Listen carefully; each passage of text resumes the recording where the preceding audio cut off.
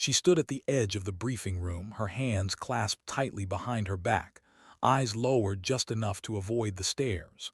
They thought she wasn't listening. They thought she was too junior to matter. But when the room filled with laughter, when their dismissive words rose over her silence, no one expected what came next. He spoke first, the commander at the head of the table, his voice sharp, authoritative, cutting through the murmurs like steel. "Quiet," he said, and the laughter died. But his eyes didn't fall on the men who mocked. His gaze turned, deliberate, to her. And for the first time in weeks, she felt seen. The silence that followed carried more weight than any insult she'd endured. A silence that held her upright, even as her chest ached with something raw, a mixture of shame, defiance, and a flicker of pride she hadn't dared to feel in months. Why now? Why defend her in front of them? She didn't know, not yet. The mission was set in motion that night. A map stretched across the long table, corners pinned down by battered radios and empty mugs of coffee. The operation was simple on paper: infiltrate, retrieve, exfiltrate. But nothing about the terrain, the weather, or the enemy made it simple, and everyone knew it. She traced the path with her eyes, the ridgelines, the dark valleys, the river cutting like a scar through enemy-held territory. Her pulse quickened, though outwardly she gave nothing away. She wanted to speak, to point out something they'd missed, the way the eastern slope funneled into a choke point, perfect for an ambush. But the words clung to the back of her throat. Every time she'd spoken before, someone had cut her off, corrected her, laughed. So she said nothing. The commander, though, he lingered on that slope. His finger tapped it once, twice, as if he could feel what she saw. His brow furrowed. Then, without looking up, he said, "We'll avoid this line, shift west. The pass will give us better cover." The men nodded, adjusted, accepted. And she felt a strange, conflicted heat bloom in her chest. Had he known all along, or had he read the hesitation in her eyes? It didn't matter. What mattered was the adjustment might save their lives. The rain came before dawn. It always did in this region, sudden and hard, turning the dirt to mud, the air heavy with the scent of wet earth and cordite from some distant skirmish. She shouldered her rifle, the weight both comfort and burden. The sling cut into her collarbone, but she welcomed it, something tangible, something she could hold when her thoughts drifted back to the letter folded in her chest pocket. The letter she hadn't answered, the one written in her sister's looping handwriting. "Come home," it said, "just come home." She closed her eyes when she'd first read it, felt the ache of a life paused, a life waiting. But here she was, not at home, not safe, not done. And maybe she never would be. The squad moved in silence through the gray morning, boots sinking, breath visible. Each man carried not just gear, but ghosts. You could see it in the way they adjusted straps, checked weapons, muttered under breath when they thought no one was listening. She caught fragments. A father worried about missing his daughter's graduation. A brother who promised his sibling he'd make it back for Christmas. A man who joked about how his wife would kill him if he lost another wedding ring out here. It was these little confessions, half-whispered to no one, that made the march bearable. That reminded her she wasn't the only one tethered to something fragile and far away. But unlike them, she had no promises left to keep, only debts. The ridge loomed ahead by mid-morning, sharp rocks jutting like broken teeth against the sky. She adjusted her scope, scanning the distance. Movement faint, quick, there and gone again. Her hand tightened on the rifle. "Something?" the man beside her asked, his voice low. She hesitated. What if she was wrong? What if she called it and nothing was there? Another reason for them to smirk behind her back. But the commander's voice echoed in memory. That sharp command, that silence he carved for her. She exhaled, too, bearing northeast ridge just at the crest. The squad froze, adjusted positions, waited. And then the figures appeared, clear, armed scouts, exactly where she said. The acknowledgement was subtle, a nod from the commander, A glance that held steady for a fraction longer than necessary, but it was enough. For the first time, her presence wasn't a shadow. By noon, the valley closed around them, high walls dripping with rain, the air thick with the smell of moss and rot. Every sound carried a snapped twig, the scrape of metal, the distant call of something wild.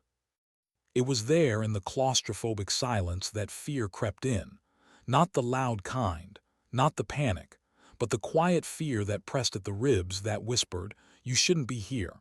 You're not ready." She felt it, but she pushed it down. She thought of her father then, the one who had raised her on stories of courage, of standing tall when others wouldn't. He'd been gone for years, but his words lingered. Strength isn't in the shout, it's in the stand. She repeated it to herself, step by step, breath by breath, until the fear dulled enough to move. The firefight began without warning. A crack, a scream, dirt exploding at their feet. The valley erupted into chaos, gunfire bouncing off stone, the air thick with smoke and shouts. She dropped behind a rock, shoulders slamming into it, ears ringing. Instinct took over, scope up, breath steady. One squeeze, a figure dropped. Another breath, another squeeze. The rhythm anchored her. Amidst the chaos, the rifle became an extension of her body, precise, cold, necessary. But when she saw the youngest of her squad, barely more than a boy, stumble, panic flashing in his eyes as rounds tore the ground around him, something cracked inside her.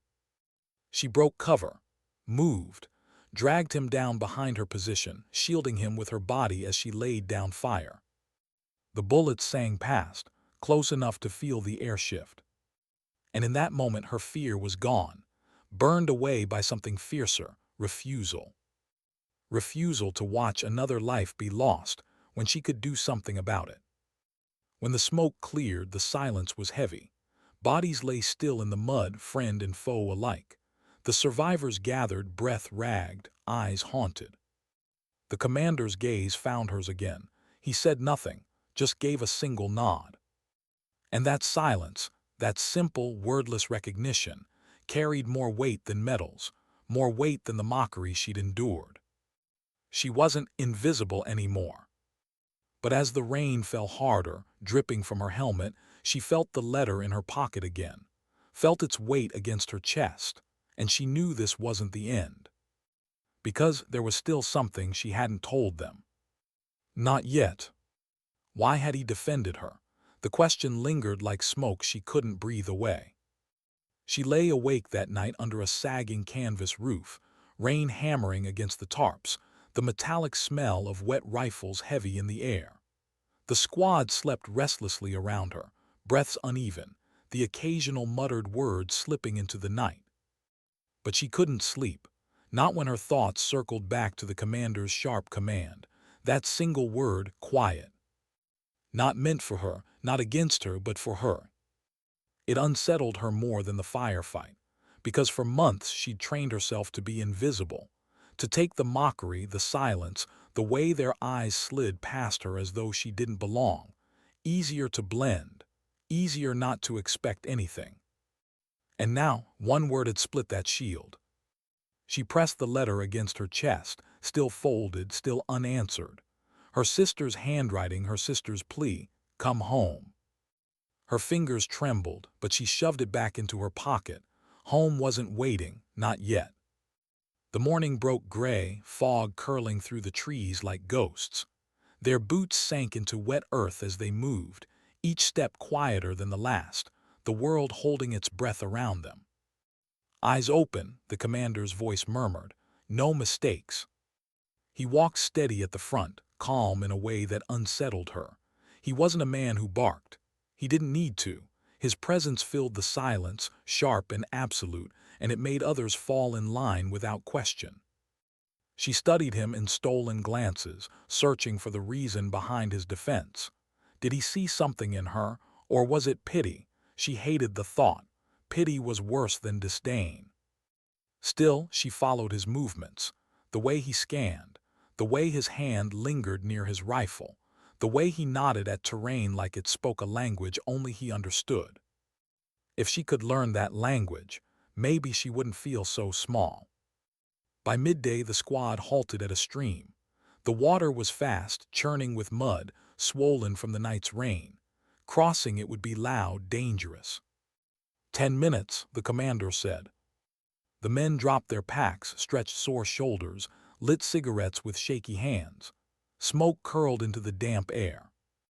She crouched at the edge of the stream, fingertips brushing the cold surface.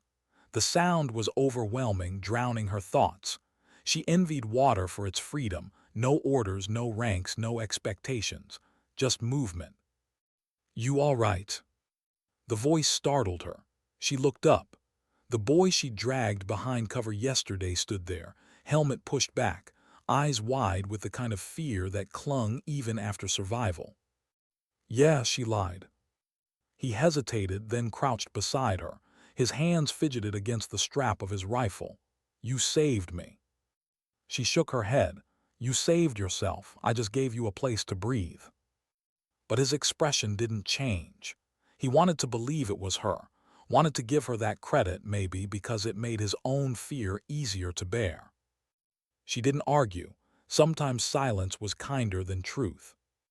When they crossed the stream, the current fought them, water clawing at their legs, boots slipping on unseen stones. She clenched her jaw, gripping her rifle above her head as icy water pushed against her waist. One misstep, one stumble, and the noise would echo like a beacon. Halfway across, the boy faltered. His boot jammed between two rocks, panic flaring in his eyes. The water surged higher, threatening to drag him under. Her heart slammed. She reached out, steadying him with one hand, using her own weight to anchor them both. He gasped, eyes wide, but she didn't let go. Not until his boot finally freed and they stumbled together onto the far bank, drenched and shaking. The commander's gaze was there again, watching, measuring. He gave no smile, no word of approval, just that steady, sharp look. And it was enough. The night fell heavy, colder than before. They set camp in a clearing choked with vines and the bitter smell of damp leaves. A small fire burned low, barely enough to warm hands, but more than enough to draw unwanted eyes if they weren't careful. Around the fire, the squad murmured. Stories again, small pieces of lives that felt impossibly far away. "My daughter's first steps," one said, voice low, fragile. "I missed them. My wife sent a video, but it's not the same." Another man laughed softly. "You're lucky. Last time I was home, my son told me he didn't remember me, like I'm a guest in my own house." The laughter faded quickly into silence. No one knew what to say after that. She sat slightly apart, arms wrapped around her knees, staring at the firelight flickering against their faces. These men were hard, scarred, unbreakable in battle, and yet here in the quiet they were just men. Fathers, husbands, brothers. She wanted to speak, to tell them about her father, about how he died with the flag folded in her lap, about how she'd sworn to wear the same uniform, carry the same weight. But the words stayed locked in her chest. Because if she said it aloud, they might hear the crack in her voice. The first shot came hours later, a sharp crack in the dark, then chaos. Shadows moved beyond the firelight, figures slipping through the trees with lethal precision. Bullets tore through branches, sparks flying as rounds struck stone. The squad scattered, diving for cover, rifles raised, voices shouting. She pressed her cheek into the dirt, heart pounding, then lifted her scope. Night vision painted the world in green ghosts. Figures moved fast, deliberate. Enemy patrol, larger than expected. Her breath steadied, finger tightened. She fired. One figure collapsed, the others ducking back into the dark. But they kept coming. Rounds snapped inches from her head. Splinters cut her cheek. She forced herself to focus, exhale, squeeze, every shot measured, every movement precise. Still, they were outnumbered. "Fall back," the commander barked. His voice cut through the gunfire, commanding even in chaos. They pulled back, stumbling through brush, mud dragging at their boots. The boy was beside her again, panic in every movement. She shoved him forward, covering him, forcing him to keep running. Branches tore at her arms, her pack heavy, lungs burning, but she didn't stop, couldn't. Behind them, gunfire roared, and then silence. When they finally halted, miles deeper into the jungle, the squad was reduced to shadows, faces streaked with mud, eyes hollow, breath ragged. They counted heads, too many missing. The boy sat on the ground, shaking, hands pressed over his ears. The older men stared at the dirt, guilt etched deep in their faces. The commander stood, unmoving, his gaze sweeping the survivors. His silence was worse than anger. She felt it then, a weight pressing down, heavier than exhaustion. The realization that survival wasn't victory. Survival was loss measured differently. And for the first time, she wondered if her sister had been right. Come home. But there was no home for her anymore, only this. Later, when the squad slept in uneasy shifts, she found herself alone with the commander. He sat near the dying embers of the fire, face half hidden in shadow, eyes reflecting the glow. "You saw them first," he said quietly, not a question, a statement.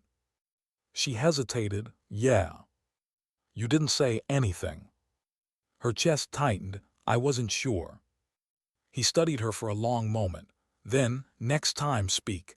Doubt will get people killed." The words cut, but beneath them there was something else, not condemnation, expectation. She nodded. And for the first time, she felt the possibility that she wasn't just surviving this mission. She was becoming part of it. But as the jungle pressed in and the silence deepened, she couldn't shake the thought that haunted her most. There was still something she hadn't told them. Not yet. What happens to silence after a battle? It doesn't disappear. It lingers, thick, heavy, pressing into the lungs like smoke you can't cough out. That silence followed them into the third day. The jungle was alive around them, insects buzzing, unseen creatures calling from the canopy, but inside the squad there was only quiet. No jokes, no small stories, just the weight of absence. Too many voices had been lost in the ambush. She walked near the back, rifle pressed against her chest, boots squelching in the mud. Her mind replayed the firefight again and again, the flashes of green through her scope, the boys trembling, the commander's command cutting through the chaos. But beneath it all, there was another sound she couldn't forget, the scream of the man who hadn't made it, the one who'd been dragged down into the mud, his hand outstretched, eyes wide as the jungle swallowed him whole. She hadn't fired in time. Her finger had hesitated. And no one knew. By noon, the heat pressed down, suffocating, sweat soaking through their uniforms. They stopped in the shadow of a ridge, ration packs torn open with tired hands. She sat alone, picking at dry bread, throat too tight to swallow. The boy, no, not a boy anymore, not after what he'd seen, sat across from her. His eyes were red, his face pale. "They keep looking at me," he muttered. She frowned. "Who?" "The others, like I shouldn't be here, like I'm in the way." His words cut close, too close. She wanted to tell him she understood, that she'd lived in those same shadows for months, that invisibility was a wound that didn't bleed but never healed. But she couldn't, not now. So instead, she said, "You made it this far, that's more than most." He searched her face as if trying to believe her. Then he looked away, chewing bread like it was gravel. And she hated herself for the lie. The commander gathered them as the sun dipped low, pointing toward a narrow valley that stretched like a scar between the ridges. "We move through here at dusk," he said, low, silent, no light. The valley was a throat, narrow, dark, perfect for trapping prey. Every instinct in her screamed against it. She shifted her weight, heartbeat climbing. She saw it already, enemy rifles lining the ridges, fire raining down, the squad trapped with nowhere to run. Her lips parted, but no sound came. The commander's eyes swept across them, sharp and steady. For a moment his gaze lingered on her. "Speak." But she didn't. The squad nodded, adjusted gear, prepared. And she swallowed her voice again. The valley consumed them in shadow. Every step echoed too loud. Every breath felt stolen. The air was thick, damp, filled with the smell of rot and stone. Her hands trembled against her rifle. She couldn't shake the vision, the enemy above, the crossfire below. And when the first shot cracked, it was no surprise. It came from above, then another, then dozens. The ridges exploded with gunfire, flashes sparking like lightning against the night. The valley became hell. Men dove for cover that didn't exist. Bullets tore into rock, into flesh, into the silence they'd carried for days. She dropped flat, mud soaking into her uniform, heart pounding against the earth. Her scope found figures above, dark against the sky. She fired. One fell, then another. But it wasn't enough. The squad was trapped, just as she'd seen, just as she hadn't said. A scream tore the night. The boy hit, blood blooming bright against the mud. No, the sound ripped from her throat before she could stop it. She moved, faster than thought, dragging him toward a shallow dip in the earth, shielding him with her own body as bullets carved the ground around them. "Stay awake," she shouted, voice breaking. His eyes fluttered, his hands slick with blood. "Told you I don't belong here." "You do," she snapped, her hands pressing hard against the wound, her voice trembling. "You do, damn it." But her own words felt like lies again. The commander's voice cut through the chaos, steady, unyielding. Orders, commands, a path out. But she wasn't listening, not to him, not to anyone. Her world narrowed to the boy's shallow breaths, the warmth of blood seeping through her gloves, the guilt clawing at her chest. She had seen this ambush before it happened. She could have spoken, could have stopped it. And she hadn't. They made it out hours later, broken, fewer again. The survivors stumbled into another stretch of jungle, collapsing into the mud, too exhausted to speak. The boy lay pale, breathing shallow, his wound hastily wrapped. He wouldn't last long without real help. She sat beside him, hands shaking, face streaked with mud and tears she hadn't realized she shed. And for the first time, the commander knelt in front of her. "You saw it coming, didn't you?" His voice was low, not accusation, not anger, just truth. Her throat closed, she couldn't answer. He studied her, eyes sharp, unreadable. Then he said, "Next time, don't stay silent." And he walked away. The night pressed heavy. She stayed by the boy's side, listening to his shallow breaths, her own heart aching with every sound. The others slept in uneasy shifts. The jungle whispered around them. She pulled the letter from her pocket, unfolded it with trembling hands. "Come home."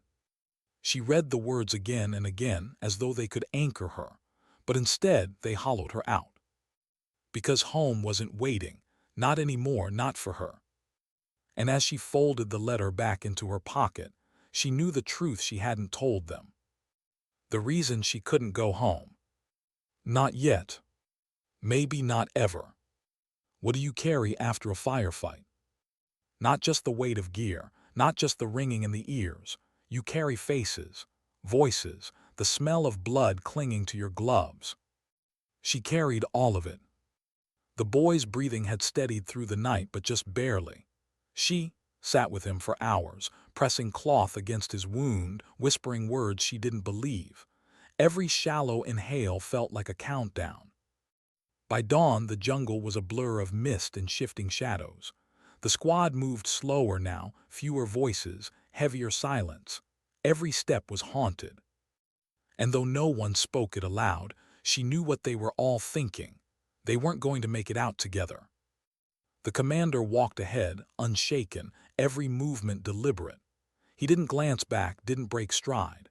But she could feel his awareness, sharp, constant, like a blade hovering in the dark. When they paused to drink from canteens at a shallow creek, he finally turned to her. "Report," he said. Her chest tightened. "He's weak, losing blood." His eyes flicked toward the boy, then back to her. "Can he move?" She shook her head, not far. The commander's jaw tightened just barely. Then we carry him. A few men groaned, muttered under breath. One spat into the mud. He'll slow us down, we'll all die for one. The commander's gaze snapped to him. We don't leave our own. The silence that followed was sharp, final. But inside, her chest burned, because she knew the truth the others didn't. The ambush had happened because she hadn't spoken. The boy was bleeding because of her silence.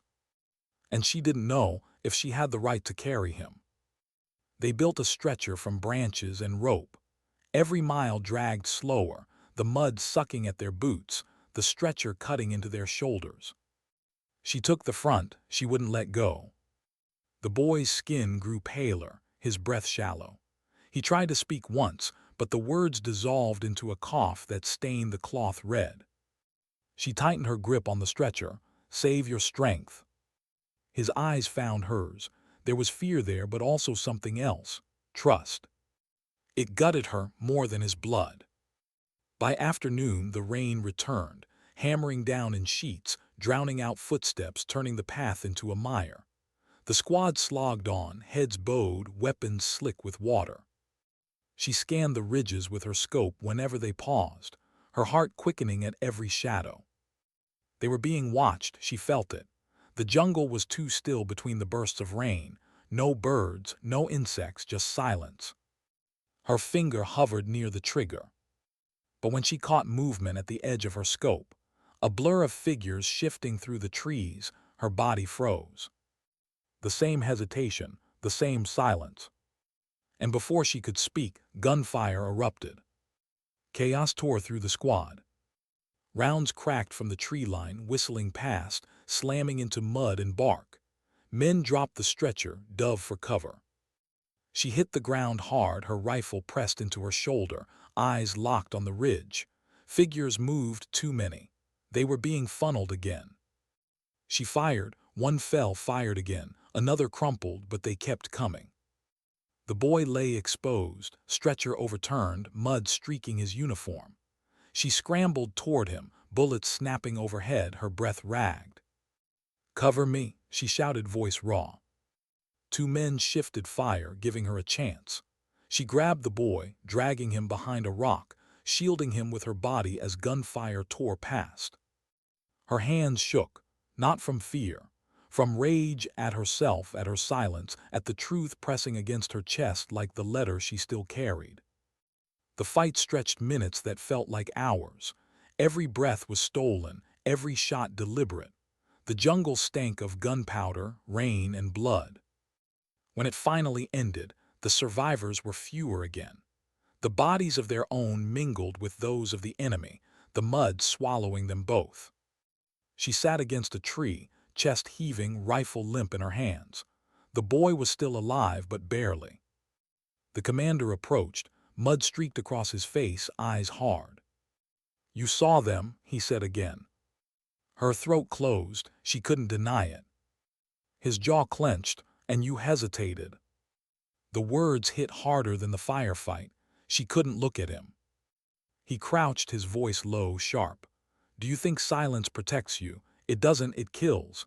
Next time it won't be him, it'll be all of us." Her eyes burned, tears mixing with rain, but she forced herself to meet his stare. And for the first time she spoke the truth. "I know, because it's already my fault." The words hung between them, raw, unshielded. The commander studied her for a long moment. Then, to her shock, he nodded once, not in anger, not in dismissal, but in recognition. "You're not the first to carry that weight," he said quietly, "but you'll decide whether it crushes you or sharpens you." And then he stood, walked away, leaving her with the boy's shallow breaths and the rain pounding against her helmet. That night she couldn't sleep. She sat alone, rifle across her knees, staring at the jungle that pressed in from all sides. Her fingers brushed the letter again. The paper was soft now, worn from being folded and unfolded so many times. "Come home." She whispered the words to herself, as though saying them aloud might make them real. But instead, Her chest ached with a truth she hadn't admitted.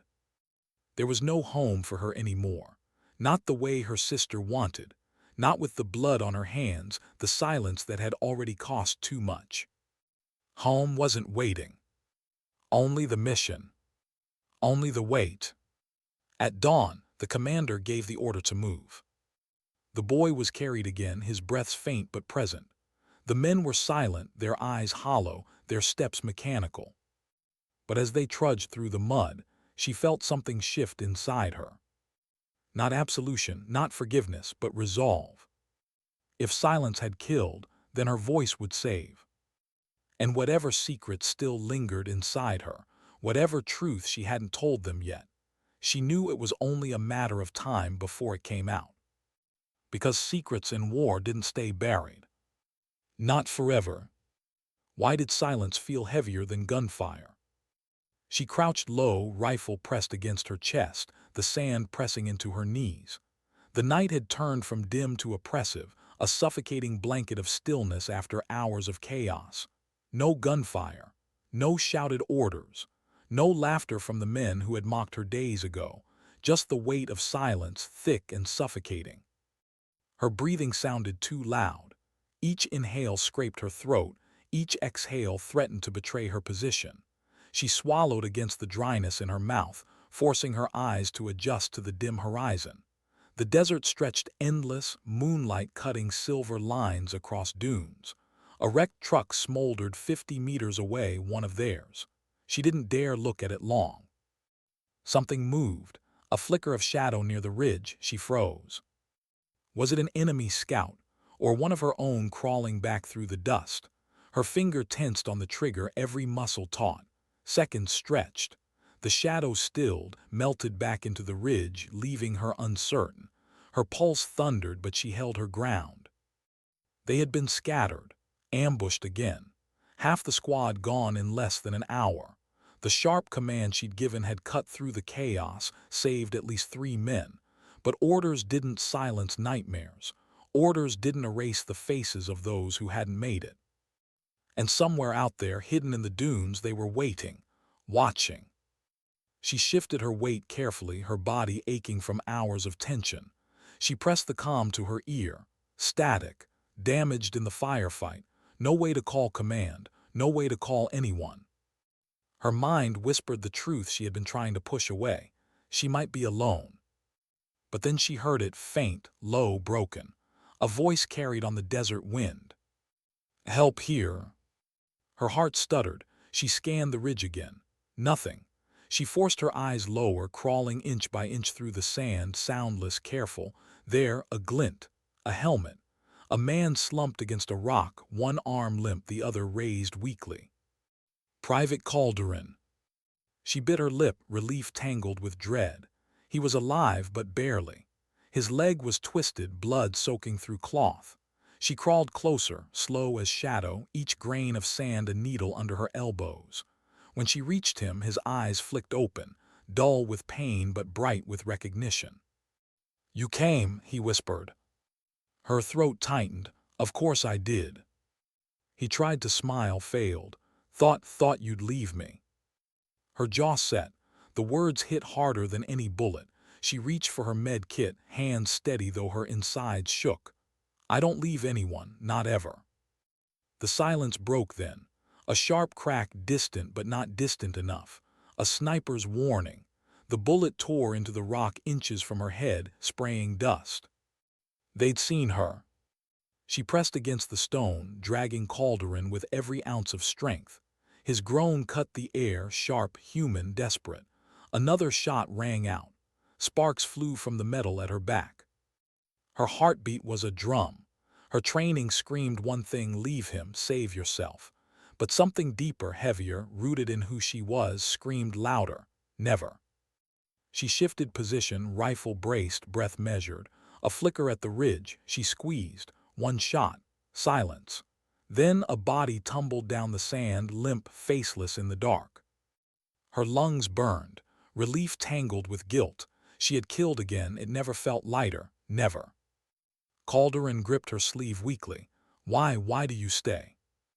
She looked at him, words caught in her chest. She thought of her brother, the one who had bled out years ago while his squad pulled back, leaving him alone in an alley that reeked of smoke. The one she had buried in silence because no one else came home to do it. Her eyes burned, but her voice was steady, because once no one stayed for him. The desert wind carried nothing but the weight of that truth. They moved slowly, painfully, every step dragging both their lives across the sand. She could feel eyes still watching, maybe more out there, maybe none. The paranoia was its own kind of prison. Every whisper of wind, every shifting dune felt like an enemy breath. Hours bled together, her muscles screamed. Calderon faded in and out, muttering names she didn't recognize, stories half told. She listened. Each fragment, each scrap of his humanity anchored her, reminded her why they fought, why they stayed. At dawn, light broke across the horizon, pale gold over endless desert. She spotted the faint shimmer of movement ahead, their extraction point. Relief ached so sharp she almost collapsed. But she couldn't, not yet. Because another figure was waiting, silhouetted against the rising sun, tall, armed, unmoving. Enemy. Her throat went dry. She lowered Calderon carefully, raising her rifle. The figure stepped closer, slow, deliberate. His weapon lowered too. He stopped 20 paces away, staring, his eyes unreadable in the glow. Time fractured. She could fire, end him, but he didn't raise his gun, didn't flinch, just stared. Her hands trembled. The rifle weighed more than stone. And then he turned, walked away, silent, gone over the ridge. Her breath shuddered out. She lowered her weapon, knees weak. Calderon whispered faintly, "Why didn't he shoot?" She didn't answer, she didn't know. Maybe he had seen her eyes. Maybe he had seen the truth she carried, that this wasn't just another war. Not for her, not for them. By the time they staggered to the extraction point, she had no words left. The helicopter blades roared, whipping sand into a storm. Strong arms pulled Calderon inside. Another reached for her. She climbed in, collapsed against the metal floor. Her hands shook, her face streaked with dust and salt. No cheers, no congratulations, just the heavy silence of those who had seen too much, lost too much. And yet in that silence, something held. Not victory, not pride, something quieter. Dignity. Sometimes, she realized, command wasn't about the loudest voice. It was about the silent choice to stay when leaving was easier. The desert blurred below as the helicopter lifted. Calderon's shallow breathing steadied near her ear. She closed her eyes, letting the vibration hum through her bones. Exhaustion, pain, relief. But beneath it all, resolve. Because she knew this wasn't the end. Not for her, not for them. And not for the mission still waiting. What does survival really feel like? Not triumph, not relief. Survival, she realized, was weight, heavy, clinging to your chest long after the dust settled, long after the blades stopped beating the desert air. The medics had pulled Calderon into surgery the moment they landed. She had sat outside, still coated in grit and blood, silent in the hard chair, watching the sterile light flicker under the doors. No one had spoken to her. No one had told her if he'd make it. Hours passed. A nurse finally emerged, her face unreadable. "He's alive for now." 2 words, for now. That night she lay in the barracks cot, staring at the ceiling. The others had filled the room with hushed conversations, with the sounds of boots unlaced and rifles oiled. But around her, silence. No mocking laughter this time, no dismissive snorts. Just silence, the kind that acknowledged something had shifted but no one yet dared name it. Her body ached, her throat raw, but it was her mind that screamed. Images came in flashes. Calderon's blood in the sand, the sniper tumbling lifeless, the enemy soldier who had walked away. His eyes haunted her most. Why hadn't he fired? Why had he let her live? The thought gnawed at her until dawn. The next day brought no rest. Command summoned her.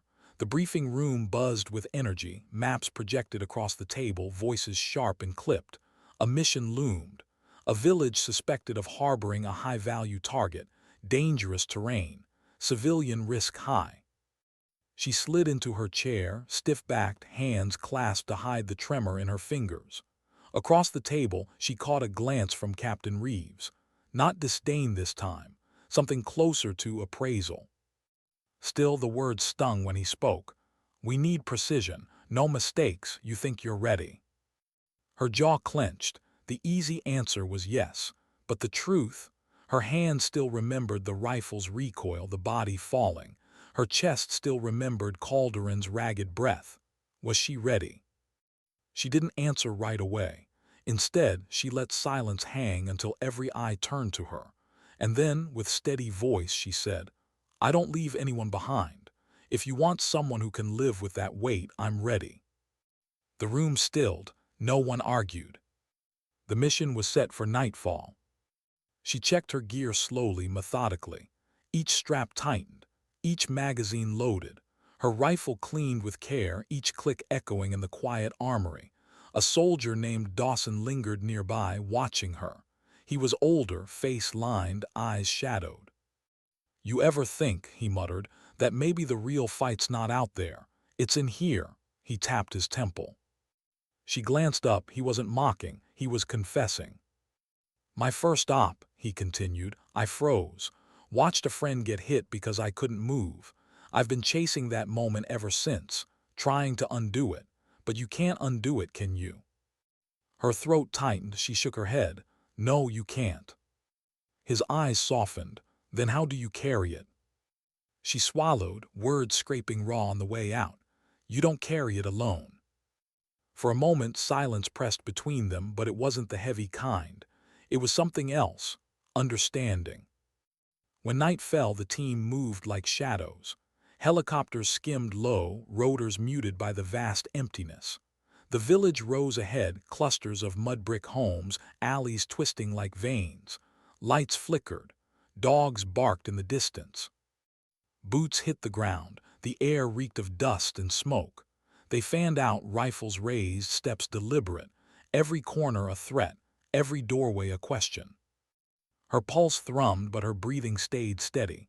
She had trained for this, lived for this. Each footfall was a choice to move forward, despite fear clawing inside her chest. They reached the first house. Reeves gave the signal, breach. The door splintered, shouts erupted, children cried, women screamed. A man bolted, unarmed, and was slammed against the wall, zip-tied. Her stomach twisted. Civilians, just civilians. But the intel said the target was here, somewhere. They pressed deeper. Narrow alleys, the stench of cooking fires and sweat. Eyes peered from shadows, wide, terrified. She tried not to meet them, tried not to see the fear she might be planting forever in children's memories. A gunshot cracked, shouts followed. Reeves barked orders, the team scattered. She sprinted toward the sound, rifle braced, heart pounding. A figure darted through the alley ahead, tall, fast, weapon slung. The target. She gave chase, boots pounding dirt, lungs burning. The alley opened into a courtyard.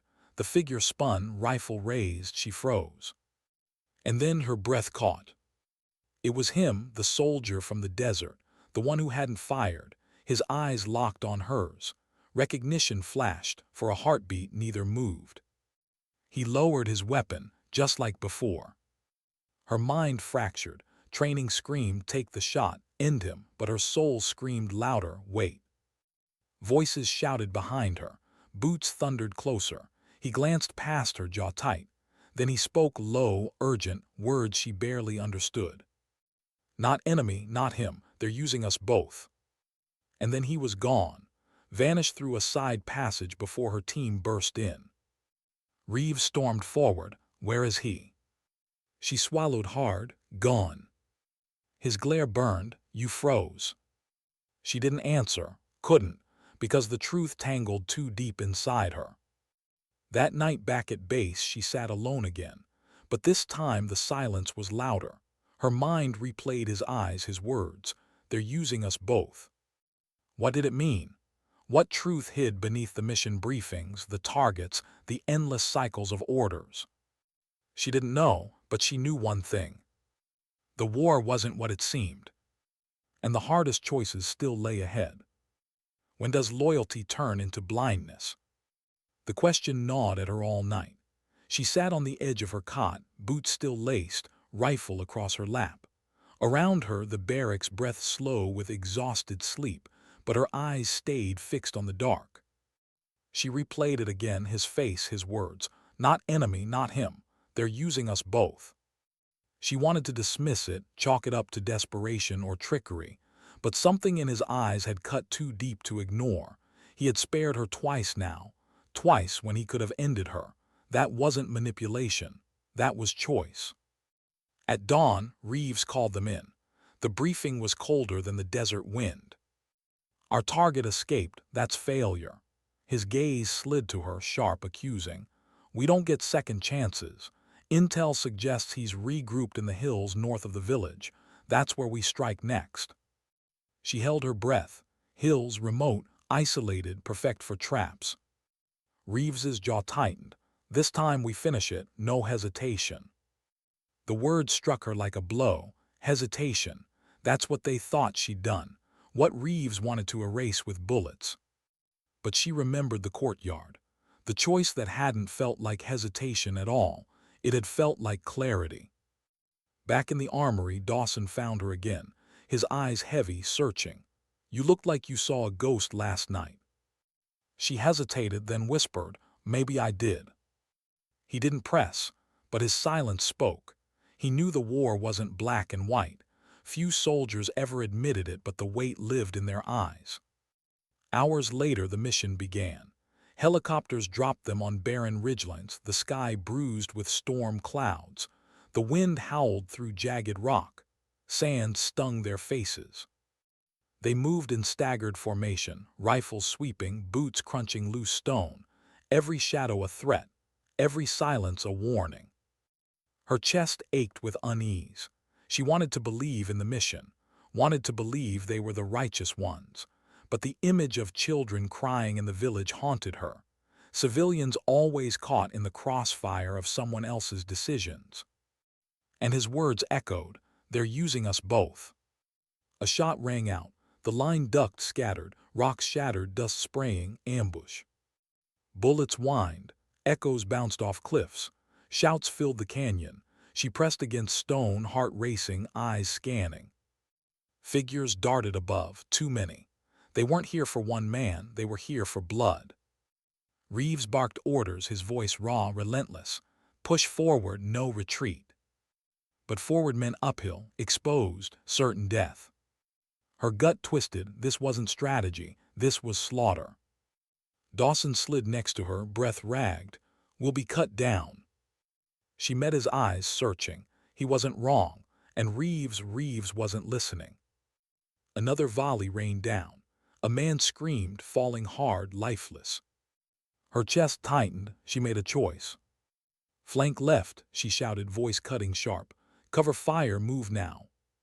For a heartbeat, no one moved. Then soldiers obeyed. Dawson first, then two more, peeling off, trusting her. Reeves's voice thundered behind her. That's not the order. But it was working.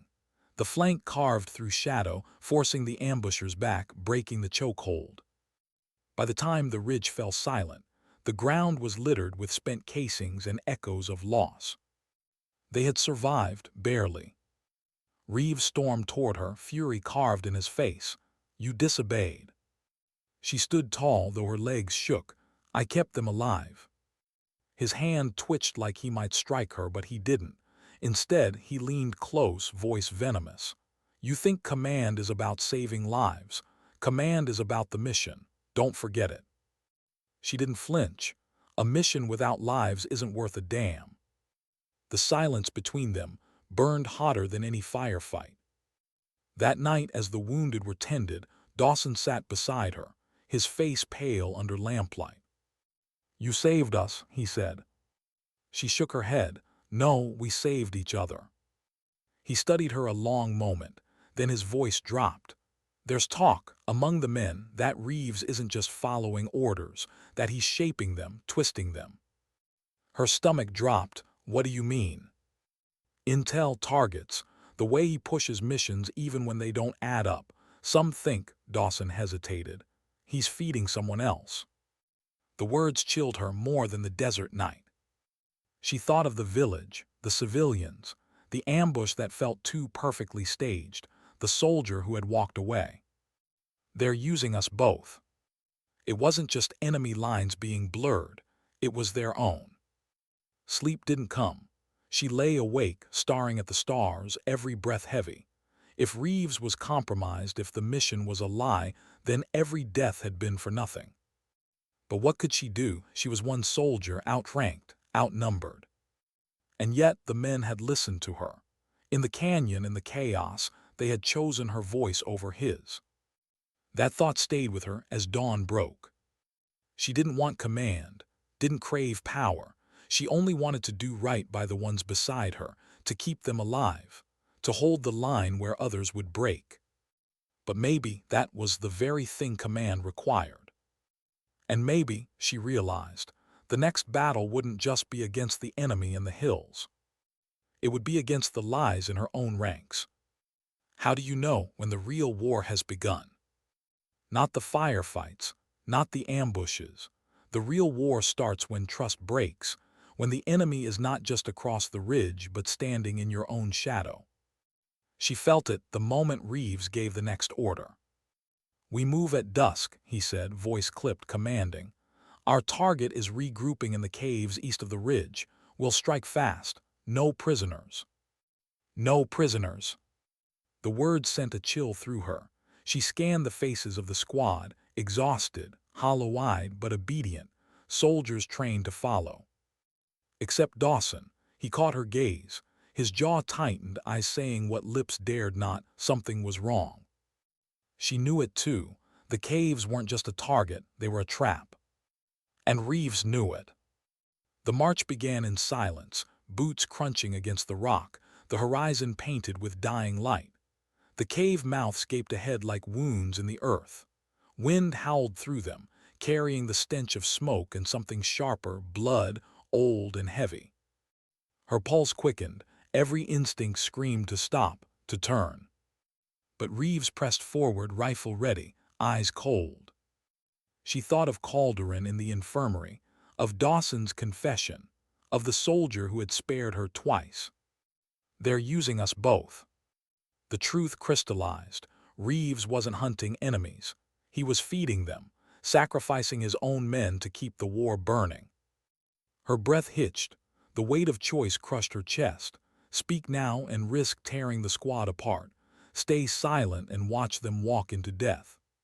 She slowed her pace, moved closer to Dawson. Her whisper was a thread of sound. "If I say something, will you stand with me?" He didn't hesitate, all the way. The squad fanned out near the cave entrance. Shadows deepened, rifles braced, the air so taut it could snap. Reeves raised his fist, the signal. She stepped forward, hold. Every head turned, confusion rippled, Reeves's glare cut like a blade. "What are you doing?" Her voice was steady though her insides shook. "This is wrong, you know it. These caves aren't a target, they're a grave." A murmur spread, eyes darted between them, soldiers caught between ranks and reason. Reeves's face darkened. "Stand down, that's an order." She didn't move, no. Silence cracked open. Reeves lifted his rifle, aimed straight at her chest. "You disobey me again, and I end you right here." Her heart pounded, but her voice held.